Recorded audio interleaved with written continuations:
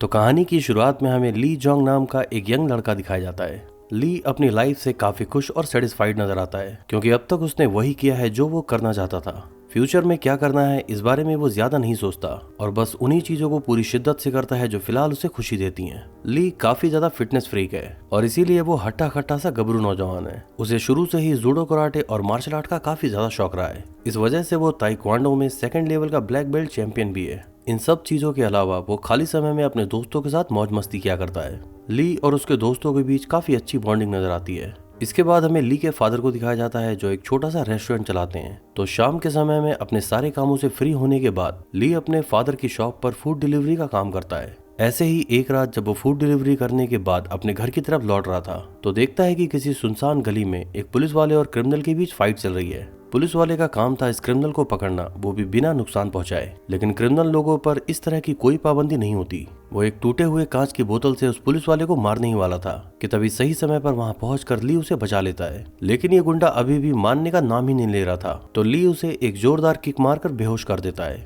इसी दौरान ली देखता है कि उस गुंडे के पैर में एक ब्लैक कलर का इलेक्ट्रॉनिक बेल्ट बंधी हुई है जो फिलहाल उसे समझ नहीं आता कि ये क्या चीज है। ये पुलिस वाला ली की बहादुरी देखकर उससे काफी इंप्रेस होता है। इस पुलिस वाले का नाम है वेनिस और काफी ज्यादा घायल होने की वजह से इसे तुरंत ही हॉस्पिटलाइज कराया जाता है। ली को उसकी इस बहादुरी के लिए पुलिस डिपार्टमेंट की तरफ से अवार्ड भी दिया जाता है। इसके बाद पुलिस डिपार्टमेंट का एक ऑफिसर पार्क उसे मिलने के लिए बुलाता है। वो ली को बताता है कि इस शहर में लगभग 500 ऐसे लोग हैं जिनके पैरों में वो ब्लैक कलर का एंकल बैंड बंधा हुआ है। ये एक तरह का जीपीएस ट्रैकर है जिससे हम उनके लोकेशन पर नजर रख पाते हैं। ये लोग असल में ऐसे क्रिमिनल हैं जो अभी हाल फिलहाल में ही जेल से छूटकर आए हैं और इनमें से ज्यादातर लोग रेप और मर्डर के केस में ही अंदर गए थे। इसीलिए इस जीपीएस ट्रैकर के माध्यम से हम उन पर नजर रखते हैं ताकि किसी भी कांड को होने से पहले रोका जा सके।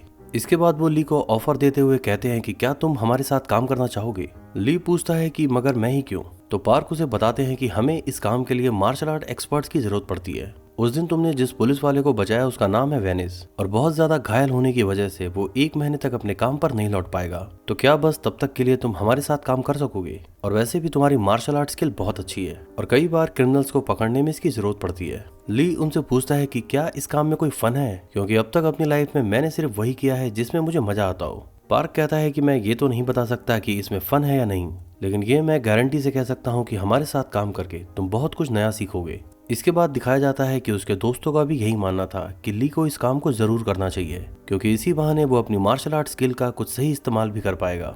ली के फादर एक अच्छे पिता होने के साथ साथ रिस्पॉन्सिबल सिटीजन भी हैं और इसीलिए वो भी खुशी खुशी ली को ये काम करने की इजाजत दे देते हैं। फिर अगले ही दिन से ली इस काम को करने के लिए ज्वाइन कर लेता है। ये डिपार्टमेंट पुलिस डिपार्टमेंट से थोड़ा अलग है और इसीलिए इन लोगों को ना तो पुलिस की वर्दी पहननी होती है और ना ही किसी क्रिमिनल से पूछताछ करने के लिए वारंट की जरूरत पड़ती है। इन लोगों का काम था यहाँ बैठे बैठे उन क्रिमिनल्स की लोकेशन पर नजर रखना और जब भी किसी क्रिमिनल के एंकल बेल्ट की बैटरी 30% से कम हो जाती है तो ये लोग उसे कॉल करके उस एंकल बेल्ट को चार्ज करने को कहते हैं। और मान लो अगर उस क्रिमिनल ने कॉल नहीं उठाया या फिर कॉल उठाने के बाद भी कुछ शानपंती की तो इन लोगों का काम होता है वहां पहुंचकर उसे पूछताछ करना और अगर जरूरत पड़े तो उसे हिरासत में लेकर जेल में डालना। यहाँ शुरू के कुछ घंटे तो ली के लिए काफी बोरिंग थे और उसे ऐसा लगने लगा था कि शायद वो इस काम को ज्यादा दिन नहीं कर पाएगा। लेकिन फिर उसे दिखाई देता है कि एक क्रिमिनल के एंकल बैंड की बैटरी 30% से कम हो चुकी है। फिर जब ली उसे कॉल करता है तो वो बिना उसकी बात सुने कॉल कट कर देता है। ये लोग जब उस क्रिमिनल का रिकॉर्ड चेक करते हैं तो पता चलता है कि वो रेप केस में अंदर गया था। इसलिए पार्क ली को अपने साथ लेकर तुरंत ही उस लोकेशन पर पहुंचता है। ली वहां नोटिस करता है कि उस घर की एक खिड़की में आयरन बार नहीं लगा हुआ था तो वो पार्क से कहता है कि इस आदमी ने खिड़की से कूदकर भागने की पूरी योजना बना रखी है। इसीलिए पार्क उसे पकड़ने के लिए मेन डोर से आता है और ली घर के बाहर खड़ा उसका खिड़की से कूदने का इंतजार करता है। वहां पहुंचकर पार्क को पता चलता है कि ये लड़का इस समय किसी लड़की के साथ जबरदस्ती करने की कोशिश कर रहा था। फिर पार्क से बचने के लिए वो तुरंत ही खिड़की से कूदकर बाहर भागता है। लेकिन यहाँ ली नाम का एक सरप्राइज उसका पहले से इंतजार कर रहा था। वो तुरंत ही उसे एक किक मार के अपने कब्जे में ले लेता है। यहाँ पार्क भी ली की बहादुरी देखकर काफी खुश था। फिर ये लोग उसे अरेस्ट करके अपने साथ ले जाते हैं। इस पूरे प्रोसेस के दौरान ली को महसूस होता है कि इस काम में फन के साथ साथ काफी ज्यादा थ्रिल भी है और इसीलिए अब उसे इस काम में मजा आने लगा था। इसके 2 दिन बाद ये लोग एक ऐसे क्रिमिनल को पकड़ने के लिए जाते हैं जिसकी नजर वहाँ पार्क में खेल रहे छोटे बच्चों पर थी। ली उसे पकड़ने के साथ साथ थोड़ा बहुत पीटना भी चाहता था लेकिन पार्क उसे रोकते हुए कहता है कि हम ऐसा नहीं कर सकते वरना कल को इन्वेस्टिगेशन के दौरान हमारे ऊपर भी कार्रवाई हो सकती है। ली इस काम में हर रोज कुछ नया सीख रहा था और पार्क भी उसकी बहादुरी से काफी खुश था।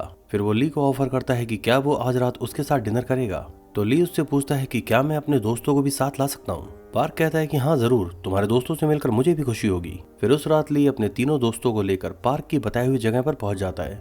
ये सब लोग एक साथ खाते पीते काफी इंजॉय करते हैं और अब पार्क भी ली के दोस्तों के साथ काफी अच्छे से घुल मिल चुका था। वो उन लोगों के सामने ली की तारीफ करते हुए बताता है कि कैसे उसके आने के बाद इन लोगों का काम पहले से आसान हो गया है। इसके बाद जब ये लोग पार्टी खत्म करके अपने अपने घर जाने वाले थे कि तभी पार्क के साथ काम करने वाला एक ऑफिसर उसे कॉल करके बताता है कि एक क्रिमिनल है जो मर्डर के केस में अंदर गया था और अपने 15 सालों की सजा काटने के बाद वो 1 महीने पहले ही जेल से बाहर आया है। उस आदमी ने अपना एंकल बैंड काट के फेंक दिया है, जिस वजह से हम उसकी लोकेशन ट्रैक नहीं कर पा रहे। इन लोगों को पता चलता है कि अभी कुछ देर पहले उसकी लास्ट लोकेशन यहीं आसपास ही कहीं थी। तो ली फैसला करता है कि अपने दोस्तों की हेल्प से वो उस आदमी को पकड़ने के लिए जाएगा। ली के एक दोस्त के पास ड्रोन कैमरा था, तो इसकी हेल्प से ये लोग उसकी लोकेशन ढूंढ लेते हैं। उसे पकड़ने के लिए ली अकेला ही वहां पर जाता है क्योंकि पार्क इतनी भाग दौड़ नहीं कर सकता। वहां पहुंचते ही वो आदमी ली पर चाकू से हमला कर देता है। फिर ली उसे अपनी एक ही किक में गिरा देता है, लेकिन इससे पहले कि ली उसे गिरफ्तार कर पाता, वो आदमी अपने गले पर चाकू लगाते हुए सुसाइड करने की धमकी देता है। अब ली के लिए ये सिचुएशन बिल्कुल नई थी और उसे नहीं समझ आ रहा था कि यहाँ क्या करना चाहिए। तो पार्क उसे फोन पर ही गाइड करता है कि ऐसी सिचुएशन से कैसे निपटा जाता है। यह आदमी कह रहा था कि मैंने जेल से निकलने के बाद सुधरने की कोशिश की थी, लेकिन जब भी कोई मेरे पैर में पड़े इस एंकल बैंड को देखता है तो मेरा मजाक उड़ाता है। पार्क की बातों को रिपीट करते हुए ली उसे समझाता है कि तुम्हें इतनी जल्दी हिम्मत नहीं हारनी चाहिए। तुम्हारे आसपास के लोग जो भी कह रहे हो उस पर ज्यादा ध्यान मत दो और जितना ज्यादा हो सके खुद को हमेशा सही रास्ते पर रखो। फिर कुछ ही महीनों के अंदर तुम्हारा ये एंकल बैंड भी हटा दिया जाएगा और इसके बाद तुम भी दूसरों की तरह एक नॉर्मल जिंदगी जी सकोगे। ली की बातें सुनकर उस आदमी को थोड़ी हिम्मत मिलती है और फिर वो सुसाइड का प्लान कैंसिल करके उस एंकल बैंड को दोबारा पहन लेता है। ये पूरा वाकया ली के लिए बिल्कुल नया था। आज उसने सीखा कि सिर्फ जोश से ही नहीं बल्कि होश से भी काम लिया जाता है। हर जगह सिर्फ मारपीट से ही मैटर सॉल्व नहीं किए जाते, बल्कि कई बार आपको बातचीत से भी मसला सुलझाना होता है। अगले सीन में दिखाया जाता है कि न्यूज चैनल पर एक खबर चल रही है कि डोंगसू नाम का एक बहुत ही कुख्यात अपराधी बहुत जल्द जेल से छूटने वाला है। यह आदमी बहुत ही घटिया किस्म के क्राइम में इन्वॉल्व रहा है और इसके ऊपर लगभग 15 ऐसे केस थे जिसमें इसने 12 साल या उससे भी कम उम्र की बच्चियों के साथ दुराचार किया है। पुलिस वाले इस बात को लेकर काफी सजग थे कि इस आदमी पर नजर रखनी होगी, क्योंकि इसकी घटिया मानसिकता को देखते हुए इस बात के पूरे आसार हैं कि ये फिर से ऐसा कुछ कर सकता है। इसके बाद दिखाया जाता है कि ली जब एक दिन मार्केट से गुजर रहा था तो वो किसी रेस्टोरेंट में बैठे हुए एक ऐसे आदमी को देखता है जिसके पैरों में वही एंकल बैंड बंधा हुआ था। यह आदमी जिस तरह से यहाँ लेडी वेटर को छूने की कोशिश कर रहा था, उसे देखते ही ली समझ जाता है कि इसके इरादे गंदे हैं। इसीलिए वो तुरंत अपने ऑफिस पहुंचकर उस आदमी की हिस्ट्री चेक करता है और यहाँ उसे पता चलता है कि यह आदमी रेप के केस में ही अंदर गया था। चार्जिंग ना होने की वजह से उसका एंकल बैंड भी ऑफ हो चुका था। तो ये सारी बातें यही इशारा कर रही थी कि वो जरूर कोई कांड करने वाला है। फिर ली और पार्क उसी एरिया में पहुंचकर उसे कुछ ऐसी दुकानों में ढूंढने की कोशिश करते हैं जिन शॉप में सिर्फ लड़कियां ही काम किया करती थी। इधर दूसरी तरफ ये क्रिमिनल सबकी नजरों से बचते हुए एक ऐसी बार्बर शॉप पे पहुंचता है जिसकी ऑनर एक लेडी थी। इस आदमी ने उसे मार पीट कर काफी हद तक अपने कंट्रोल में ले लिया था, लेकिन सही समय पर वहां पहुंचकर ली उसे कूटकर किनारे कर देता है और इस तरह एक बार फिर ली ने किसी क्रिमिनल को क्राइम करने से पहले ही रोक लिया। इसके बाद दिखाया जाता है कि पुलिस वालों के बीच मीटिंग चल रही है कि डोंगसू नाम के उस क्रिमिनल पर कौन सी टीम नजर रखेगी। पार्क कहता है कि हमारी टीम में ली जैसा एक जाबाज आदमी है, तो मैं चाहता हूँ कि डोंगसू की जिम्मेदारी हमारी टीम को ही मिले। इसके बाद जब ली की मुलाकात पार्क से होती है तो वो कहता है कि मैं इस काम को काफी एंजॉय करने लगा हूँ और इसीलिए अपनी इस जॉब को परमानेंट करने के लिए मैं अप्लाई करना चाहता हूँ। पार्क उसकी इस बात से काफी खुश होता है क्योंकि उसे अंदर ही अंदर इस बात का डर था कि ना जाने ली के जाने के बाद वो इस काम को कैसे संभालेगा। इसके बाद वो दिन आता है जब डोंगसू नाम का वो क्रिमिनल जेल से आजाद होने वाला था, तो उससे मिलकर उसके पैरों में वो एंकल बैंड बांधने का वो पूरा प्रोसेस करने के लिए ली और पार्क उस जेल में पहुंचते हैं। इसके पैरों में वो डिवाइस बांधने के बाद पुलिस टीम उसे घर छोड़ने के लिए भी जाती है। यहाँ पर डोंगसू के खिलाफ बहुत भयानक प्रदर्शन चल रहा था और इन लोगों का ऐसा कहना था कि इस घटिया आदमी को फांसी दे देनी चाहिए, जो कि इसके क्राइम्स को देखते हुए काफी हद तक ठीक ही था। डोंगसू को उसके घर में छोड़कर पुलिस टीम वहां से चली जाती है और अब आने वाले समय में ली और उसकी टीम का सबसे बड़ा चैलेंज था डोंगसू पर नजर रखना। फिर रात के समय में डोंगसू का एक पुराना दोस्त छुपते छुपाते हुए उससे मिलने के लिए आता है। ये दोनों उस बिल्डिंग की छत पर जाकर बातें करने लगते हैं। इन दोनों की ये बातें सुनकर साफ पता चलता है कि इस एंकल बैंड के चक्कर में ये दोनों ही पुलिस वालों से बहुत ज्यादा चिढ़े हुए हैं। डोंगसू के इस पुराने दोस्त का नाम है रोजर और कुछ साल पहले तक ये दोनों एक ही जेल में बंद हुआ करते थे। फिर वो डोंगसू से पूछता है कि उस लेटर में मैंने तुम्हें जो ऑफर दिया था, क्या तुमने उस बारे में कुछ सोचा है। डोंगसू कहता है कि वो काम मैं करना तो चाहता हूँ, लेकिन इस एंकल बैंड के चक्कर में थोड़ा डर रहा हूँ। फिर रोजर कहता है कि तुम पुलिस वालों से मत डरो, वो सब हम संभाल लेंगे। इसके 2 दिन बाद ली देखता है कि डोंगसू अपने घर से निकलकर किसी पॉश एरिया की तरफ जा रहा है। जिस बिल्डिंग के अंदर डोंगसू घुसा था उस बिल्डिंग के अंदर छोटे बच्चों की एक कोचिंग क्लास भी चलती थी, जिस वजह से ली भी उसका पीछा करते हुए तुरंत उस जगह पर पहुंच जाता है। डोंगसू वहां बेसमेंट एरिया में पहुंचकर अपने दोस्त रोजर और उसके बॉस से मिलता है और यहाँ हमें पता चलता है कि आखिर किस काम को करने के लिए रोजर डोंगसू से कह रहा था। असल में ये समाज के वो घिनौने लोग हैं जो छोटे बच्चों के अश्लील वीडियो बनाकर उन्हें डार्क वेब पर डालने का काम करते हैं और इसी काम के लिए ये लोग डोंगसू को हायर करना चाहते थे। यहाँ हर वीडियो के लिए डोंगसू को काफी मोटी रकम मिलने वाली थी और इस तरह के काम करने में उसे वैसे भी लज्जा नहीं आती, तो वो तुरंत ही इन लोगों का ऑफर मान लेता है। ली भी उसका पीछा करते हुए यहाँ तक पहुंच चुका था, लेकिन ये लोग जिस गाड़ी के अंदर बैठे थे उसके शीशे काले थे, तो बाहर से ली को अंदर का कुछ भी नजर नहीं आता। इसलिए वो उस गाड़ी का नंबर नोट करके वहां से जाने लगता है। फिर वो पार्क को कॉल करके बताता है कि डोंगसू उसे नहीं मिला, तो फिर पार्क डोंगसू को कॉल करके पहले कुछ इधर उधर की बातें करता है और फिर वो उससे पूछता है कि बताओ इस वक्त तुम कहाँ हो। डोंगसू कहता है कि मैं यहाँ पर थाई नूडल्स खाने के लिए आया हुआ था और फिर जब तक ली उसे ढूंढ पाता इससे पहले ही डोंगसू एक थाई रेस्टोरेंट में जाकर बैठ चुका था। डोंगसू को भी ये पता था कि उस पर नजर रखी जा रही है और इसीलिए इस बार वो पुलिस वालों को चकमा देने में कामयाब रहा। अगले सीन में हम ली और पार्क को उनके ऑफिस में बैठे हुए देखते हैं। ली कहता है कि डोंगसू के घर के आसपास भी कुछ थाई रेस्टोरेंट हैं, तो आखिर थाई नूडल्स खाने के लिए वो इतना दूर क्यों जाएगा। इसका मतलब साफ है कि उसका उस बिल्डिंग के अंदर जाने के पीछे कुछ और वजह रही होगी। इसके बाद दिखाया जाता है कि वो घायल पुलिस वाला वेनिस, जिसकी शुरुआत में ली ने जान बचाई थी, अब हॉस्पिटल से डिस्चार्ज होकर वापस आ चुका है। वो ली को अपनी जान बचाने के लिए शुक्रिया कहता है और साथ ही साथ उसे ग्लव्स भी गिफ्ट करता है। वेनिस के ठीक होकर लौटने के बाद इनकी टीम अब और भी ज्यादा मजबूत हो चुकी थी। इसके बाद दिखाया जाता है कि 10-11 साल की एक छोटी बच्ची को खेलते समय किसी ने किडनैप कर लिया है और यहीं दूसरी तरफ डोंगसू का दोस्त रोजर उसे वो जगह दिखाता है जहां ये लोग वीडियो शूट करने वाले हैं और साथ साथ उसे कुछ एडवांस पैसे भी देता है। डोंगसू के ऊपर ये पुलिस वाले नजर बनाए हुए थे और इसीलिए वो जब भी अपने घर से बाहर जाता तो ये लोग उस पर पूरी नजर रखते थे। ऐसे ही जब एक रात डोंगसू अपने घर से निकलकर कहीं जा रहा था तो ली भी चोरी छुपे उसका पीछा करता है। यहीं दूसरी तरफ पुलिस वालों को एक ऐसे क्रिमिनल के बारे में पता चला है जिसने कुछ घंटे पहले अपनी लोकेशन बदली थी और उसके एंकल बैंड की बैटरी भी अभी 30% से कम थी। वेनिस उससे पूछताछ करने के लिए कॉल करता है, लेकिन यह आदमी उसकी किसी भी बात का सीधा जवाब नहीं देता और कुछ उल्टा पुल्टा बोलने के बाद फोन काट देता है। तो उस आदमी का पीछा करते हुए पार्क और वेनिस उस जगह पर पहुंच जाते हैं, लेकिन ये सब असल में इन लोगों के लिए एक ट्रैप था। वो क्रिमिनल अपने साथ बहुत सारे गुंडों को लेकर आया था और फिर इन लोगों के बीच जबरदस्त फाइट होने लगती है। यहीं दूसरी तरफ हमें दिखाया जाता है कि डोंगसू ने भी ली को फंसाने के लिए एक जबरदस्त जाल बिछाया था। डोंगसू का पीछा करते हुए ली को यह पता ही नहीं चलता कि कब वो अचानक से डोंगसू के बिछाए हुए जाल में फंस गया। डोंगसू तो वहां से बच के निकल जाता है, लेकिन रोजर के काफी सारे गुंडे वहां ली को खत्म करने के लिए मौजूद थे। वैसे तो ये गुंडे नंबर्स में काफी ज्यादा थे, लेकिन ली की फाइटिंग स्किल बहुत अच्छी थी, इस वजह से ये उसका कुछ खास बिगाड़ नहीं पाते। ली इन सारे गुंडों की बहुत ही तबीयत से पिटाई करता है। यहीं दूसरी तरफ पार्क और वेनिस बहुत बुरा फंस चुके थे। ये दोनों भी उन गुंडों का मुकाबला बहुत बहादुरी से कर रहे थे, लेकिन आखिरकार वो गुंडे ही इन पर भारी पड़ जाते हैं। उनमें से ज्यादातर गुंडों को इन्होंने ठिकाने लगा दिया था, लेकिन इस पूरी लड़ाई में ये दोनों भी बहुत बुरी तरह से घायल हो चुके थे। इधर दूसरी तरफ ली उन सारे गुंडों को बुरी तरह से पीटने के बाद डोंगसू का पीछा करते हुए उस जगह तक पहुंच जाता है जहां ये लोग वीडियो शूट करने वाले थे। फिर जैसे ही वो बेसमेंट एरिया में पहुंचता है तो वहां उसे किसी बच्ची के चीखने चिल्लाने की आवाजें आती हैं। ली समझ जाता है कि डोंगसू नाम का वो कमीना यहीं पर आया होगा। उसके काफी ज्यादा कोशिश करने के बाद भी ये दरवाजा नहीं खुलता, तो फिर वो बाहर आकर खिड़की तोड़ता है और अंदर घुस जाता है। डोंगसू के साथ उसका दोस्त रोजर भी यहाँ मौजूद था। ली वहां पहुंचकर उन दोनों लोगों को बुरी तरह से पीटने लगता है, लेकिन पुलिस वाला होने की वजह से ली के ऊपर यह पाबंदी है कि वो इनको जान से मार नहीं सकता और इसी बात का फायदा उठाकर ये क्रिमिनल ली पर चाकू से हमला करते हैं। इन दोनों से लड़ते लड़ते ली भी बुरी तरह से घायल हो चुका था।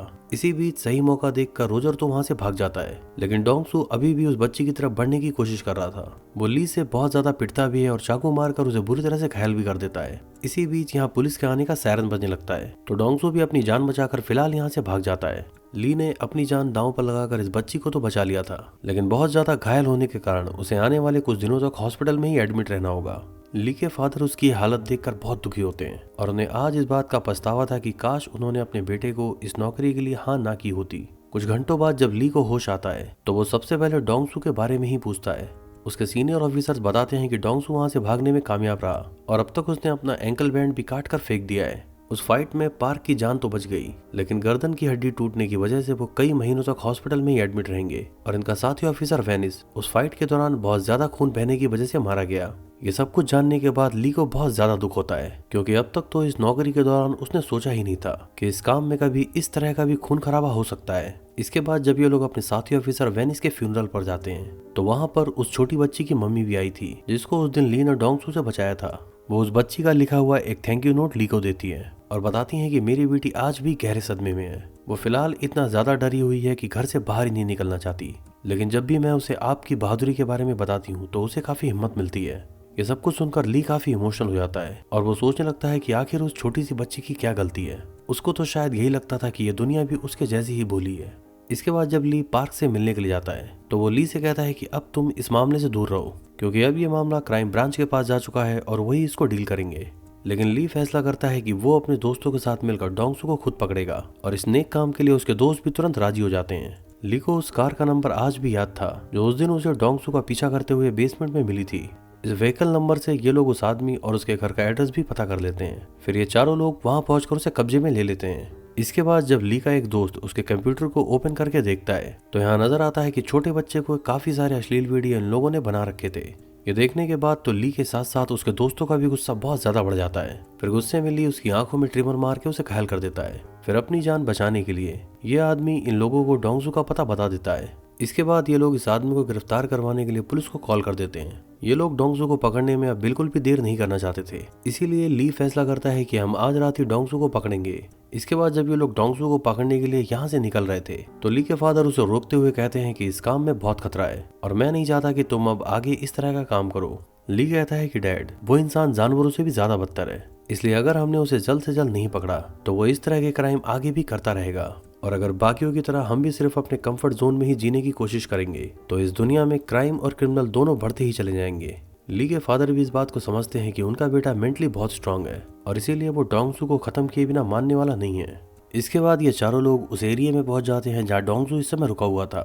वो एक एक करके वहाँ के सारे होटल्स में उसे ढूंढने लगते हैं। इसी दौरान ली के एक दोस्त को डोंगसू की लोकेशन पता लग जाती है। यहाँ काफी सारी खाने की प्लेट्स और दारू की बोतलों को देखकर वो समझ जाता है कि डोंगसू अकेला नहीं है बल्कि उसके साथ यहाँ काफी सारे लोग हैं। डोंगसू के साथ यहाँ उसका दोस्त रोजर भी था और इस एरिया के काफी सारे गुंडे भी इस समय यहाँ मौजूद थे। ली अपने दोस्तों को वहां से हटाकर एक सेफ जगह पर जाने को कहता है। फिर इसके बाद वो अकेला ही उन सारे लोगों से भिड़ जाता है। इधर ली के दोस्त अपने ड्रोन कैमरे से इस पूरी फाइट पर नजर बनाए हुए थे। काफी सारे होने के बावजूद भी ये गुंडे ली का मुकाबला नहीं कर पाते और ली इन सभी की बहुत कायदे से पिटाई करता है। बाकी गुंडों ने मिलकर ली को इस समय बिजी कर रखा था, तो इसी मौके का फायदा उठाकर डोंगसू यहाँ से भाग लेता है। लेकिन ली के दोस्त अपने ड्रोन से डोंगसू का पीछा कर रहे थे। कुछ ही मिनटों में ली इन सभी को पीट पीट कर बेहाल कर देता है। इसके बाद वो अपने आखिरी टारगेट डोंगसू को पकड़ने के लिए उसके पीछे जाता है। ली इस समय अपने दोस्तों के साथ कॉल से कनेक्ट था, तो वो लोग ड्रोन कैमरे की हेल्प से उसे डोंगसू की लोकेशन बताते रहते हैं। फिर एक जगह पहुंचकर ली उसे पकड़ ही लेता है और इसके बाद इन दोनों के बीच जबरदस्त फाइट होना शुरू होती है। ली के मुकाबले डोंगसू भी कोई कमजोर आदमी नहीं था और इसी वजह से ली को भी इस फाइट में बहुत मार खानी पड़ती है। फिर एक समय ऐसा आता है जब डोंगसू ने ली को लगभग हरा ही दिया था, लेकिन ली के दोस्त अपने ड्रोन कैमरे की हेल्प से डोंगसू को घायल कर देते हैं। फिर इस बार जब ली दोबारा उठता है तो डोंगसू को बुरी तरह से पीट पीट कर बेहोश कर देता है। डोंगसू के अंदर अब लड़ने या भागने की हिम्मत नहीं बची थी। फिर ली उसे हथकड़ियां पहनाकर अपने साथ ले जाता है। मूवी के आखिरी सीन में हमें दिखाया जाता है कि ली को उसकी बहादुरी के लिए सम्मानित किया जा रहा है और उसे बधाई देने के लिए वो बच्ची भी यहाँ आई हुई थी जिसे कुछ महीनों पहले ली ने डोंगसू से बचाया था। ये बच्ची अब काफी हद तक उस सदमे से बाहर आ चुकी है और उसके चेहरे की खुशी को देखकर ली को महसूस होता है कि जाने अनजाने में उसने अपने लिए एक ऐसा प्रोफेशन चुन लिया जिससे वो सच में इस दुनिया में कुछ बदलाव ला पा रहा है। और इसी हैप्पी एंडिंग के साथ ये फिल्म यहाँ पर समाप्त होती है।